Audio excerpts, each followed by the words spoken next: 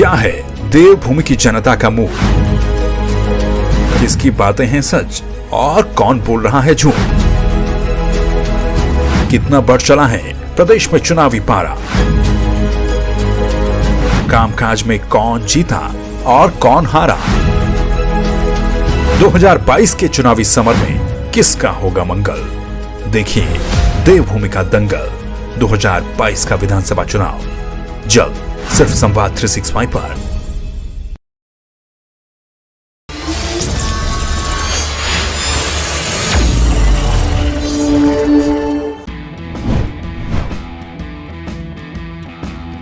नमस्कार, स्वागत है आपका संवाद 365 देख रहे हैं। आपके साथ मैं हूं दिग्विजय सिंह चौहान। टॉप 5 में जिन 5 बड़ी खबरों पर हम नजर डालने वाले हैं, सबसे पहले नजर डालते हैं उनकी सुर्खियों पर। Retired lieutenant general Gurmeet Singh होंगे उत्तराखंड के अगले राज्यपाल, राष्ट्रपति ने की नियुक्ति, आज संभालेंगे कार्यभार। मुख्यमंत्री पुष्कर सिंह धामी ने किया पब्लिक आई ऐप और मिशन गौरा शक्ति ऐप का शुभारंभ, पर्वतारोहण अभियान को भी किया फ्लैग ऑफ।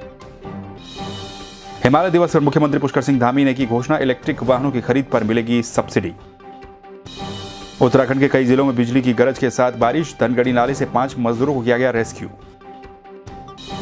गढ़तंग गली को बदरंग करने वालों के खिलाफ गंगोत्री नेशनल पार्क प्रशासन ने अज्ञात के खिलाफ किया मुकदमा दर्ज।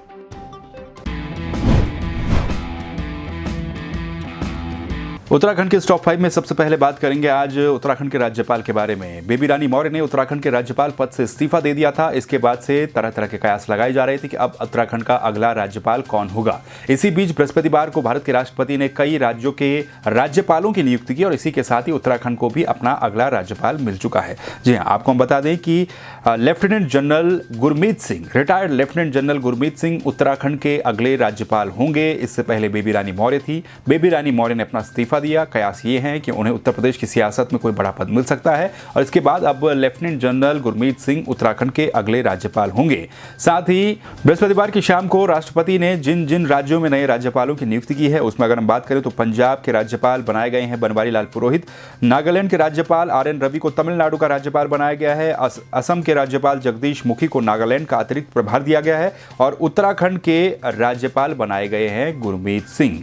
तो अब लेफ्टिनेंट जनरल गुरमीत सिंह उत्तराखंड के अगले राज्यपाल होंगे और उनका बताया जाता है क्योंकि सेना में रहे हैं इसलिए चीन मसले पर उन्हें अच्छी खासी समझ है। उनके राज्यपाल नियुक्त होने पर उत्तराखंड के मुख्यमंत्री पुष्कर सिंह धामी ने उन्हें बधाई दी है। तो इसी के साथ ही अब लेफ्टिनेंट जनरल गुरमीत सिंह उत्तराखंड के 8वें राज्यपाल होंगे। अगर हम नजर डालें उत्तराखंड के राज्यपालों पर तो सबसे पहले राज्यपाल सुरजीत सिंह बरनाला थे, फिर सुदर्शन अग्रवाल राज्यपाल बने, फिर VL जोशी, फिर मार्गरेट अल्वा, अजीज कुरैशी, कृष्णकांत पॉल और बेबी रानी मौर्य और अब लेफ्टिनेंट जनरल गुरमीत सिंह उत्तराखंड के अगले राज्यपाल होंगे। चलिए अगली खबर पर नजर डालेंगे। उत्तराखंड के मुख्यमंत्री पुष्कर सिंह धामी ने उत्तराखंड पुलिस के द्वारा बनाए गए 2 ऐप का शुभारंभ किया है। आपको हम बताएं कि मुख्यमंत्री पुष्कर सिंह धामी ने पुलिस मुख्यालय में पुलिस विभाग के द्वारा तैयार किए गए ऐप पब्लिक आई ऐप और महिला सुरक्षा के लिए मिशन गौरा शक्ति ऐप का शुभारंभ किया है। इस मौके पर मुख्यमंत्री पुष्कर सिंह धामी ने SDRF के द्वारा पर्यावरण संरक्षण, कोविड जन जागरूकता, हानिकारक कूड़े के निस्तारण और जोखिमपूर्ण पर्यटन स्थलों के चिन्हीकरण के लिए चलाए जा रहे माउंट गंगोत्री वन पर्वतारोहण अभियान को भी फ्लैग ऑफ किया है। इंस्पेक्टर SDRF अनिता गैरोला के नेतृत्व में 9 सितंबर से 30 सितंबर तक ये अभियान चलाया जाएगा और इसके अलावा भी मुख्यमंत्री ने कई तरह की घोषणाएं यहां पर की हैं। उन्होंने कहा है कि जो एंटी ड्रग पॉलिसी है प्रदेश में उसको जल्द बनाया जाएगा। मुख्यमंत्री धामी ने कहा है कि पुलिस में खेल कोटे की भर्तियां भी शुरू की जाएंगी, PAC के जवानों को बसों की व्यवस्था भी की जाएगी। उत्तराखंड में जल्द ही एंटी ड्रग पॉलिसी बनाई जाएगी। पुलिस विभाग में रिक्त पदों पर जल्द ही भर्ती करवाई जाएगी। पुलिस विभाग के आरक्षियों के ग्रेड पे के संबंध में भी सब कमेटी का गठन किया गया है। इसमें जल्द ही उचित समाधान निकाला जाएगा। तो जो ऐप मुख्यमंत्री ने जिन ऐप का शुभारंभ किया है तो इनमें अगर हम बात करें पब्लिक आई ऐप की तो उत्तराखंड प्रदेश की जनता अपनी शिकायत के साथ साथ अपने आसपास जो घटनाएं घटित हो रही हैं, कोई आपराधिक घटना है या फिर कोई नियमों का उल्लंघन कोई करता है तो इनकी फोटो या फिर वीडियो बनाकर पुलिस को इस ऐप के माध्यम से भेजा जा सकता है। शिकायतकर्ता के द्वारा की गई शिकायत और उस पर क्या कार्रवाई की गई है, उसके बारे में भी क्या प्रोग्रेस उसकी हुई है, उसको इस ऐप के जरिए जाना जा सकता है। साइबर क्राइम के बारे में भी इस ऐप के माध्यम से जानकारी दी जा सकती है और फोटो और वीडियो इसमें अपलोड करनी होगी। इसके साथ ही महिलाओं की सुरक्षा के प्रति सजग और प्रभावी पहल के लिए उत्तराखंड पुलिस के द्वारा मिशन गौरा शक्ति अभियान चलाया जाएगा। इसके तहत छेड़छाड़ जैसी घटनाओं में प्रभावी कार्रवाई हो सके, बालिकाओं को आत्मरक्षा के लिए प्रशिक्षण और शिकायत निवारण तंत्र को मजबूत बनाया जाएगा इस ऐप के माध्यम से, मिशन गौरा शक्ति ऐप के माध्यम से। इसके जरिए जो इमरजेंसी की स्थिति है उसमें डायल करके तुरंत पुलिस की सहायता ली जा सकेगी। तो इन 2 ऐप का शुभारंभ मुख्यमंत्री पुष्कर सिंह धामी ने कर दिया है।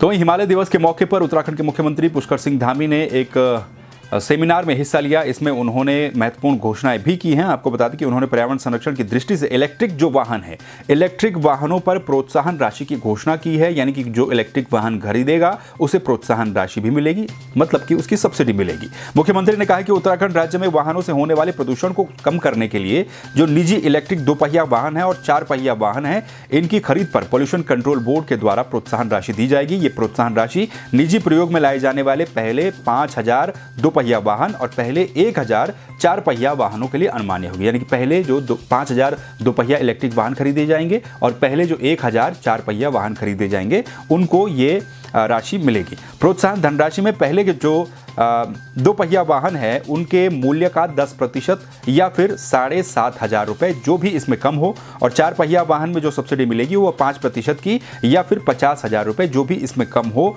तो इतनी प्रोत्साहन राशि दी जाएगी। प्रोत्साहन की धनराशि बैंक एडेड सब्सिडी के रूप में डीबीटी के माध्यम से सीधे बैंक या फिर वित्तीय संस्थाओं या फिर डीलर को उपलब्ध करवाई जाएगी। इसी तरह से अन्य भी क्योंकि इलेक्ट्रिक वाहनों को प्रोत्साहन देने के लिए अन्य भी घोषणाएं मुख्यमंत्री पुष्कर सिंह धामी के द्वारा की गई हैं। लेकिन महत्वपूर्ण बात यह कि जो प्रोत्साहन मिलेगा इलेक्ट्रिक वाहनों की खरीद के लिए, उसकी घोषणा मुख्यमंत्री ने की है। इससे प्रदेश में जो इलेक्ट्रिक वाहन है प्रदूषण कम हो सके, यही सरकार का उद्देश्य भी नजर आता है। चलिए बात कर लेते हैं प्रदेश में मौसम की। तो उत्तराखंड में कई जिलों में तेज गरज के साथ ही बौछार भी गिरी। कई जगहों पर यह बारिश हुई और आने वाले 24 घंटों तक भी इसी तरह का अलर्ट मौसम विभाग की तरफ से जारी किया गया है। कई जगहों पर तेज गरज के साथ बारिश हो सकती है, हल्की से मध्यम बारिश हो सकती है। बीते दिन और बीती रात जो बारिश हुई है उससे भी कई जगहों पर नुकसान की खबरें हैं। कई जगहों पर बादल फटने की भी खबरें हैं। कई मार्ग इससे अवरुद्ध हो चले हैं। इसके साथ ही रामनगर का जो धनगढ़ी नाला है, इसमें रिटेनिंग वॉल बना रहे मजदूर यहां पर टापू में फंस गए। कुल 5 मजदूरों के साथ 2 वनकर्मी भी नाले में फंस गए थे, जिन्हें कॉर्बेट प्रशासन के द्वारा बमुश्किल यहां पर रेस्क्यू किया गया। इसके अलावा अधिकतम जगहों पर पहाड़ी इलाकों में जो बारिश रुक रुक कर हुई है उसके चलते बद्रीनाथ और यमुनोत्री जो हाईवे है, जगह जगह पर मलबा आने से वो बाधित हो गया। कई पर्वतीय इलाकों में तेज बारिश के साथ गरज की संभावना आगे भी जताई गई है। 24 घंटे में कई जगहों पर इसी तरह की स्थिति देखने को मिल सकती है। बारिश की संभावनाओं को देखते हुए मौसम विभाग की तरफ से ऑरेंज अलर्ट भी प्रदेश में जारी किया गया है। अब बात कर लेते हैं गरतंग गली की। दरअसल उत्तरकाशी में गरतंग गली को पर्यटकों के लिए काफी एक लंबे समय के बाद खोला गया। जब से इस गरतंग गली को खोला गया तो काफी सारे पर्यटक भी वहां पर पहुंच रहे हैं। लेकिन इसी बीच कुछ दिन पहले जो खबरें वहां से निकल करके सामने आई थी वो बेहद चिंताजनक थी। गरतंग गली को बदरंग वहां पर किया जा रहा था। कई असामाजिक तत्वों के द्वारा जो गरतंग गली बनाई गई है उस पर नाम लिखे गए हैं और इससे उसको बदरंग करने की कोशिश भी की गई है। वहीं अब इस पर प्रशासन भी सख्त नजर आ रहा है।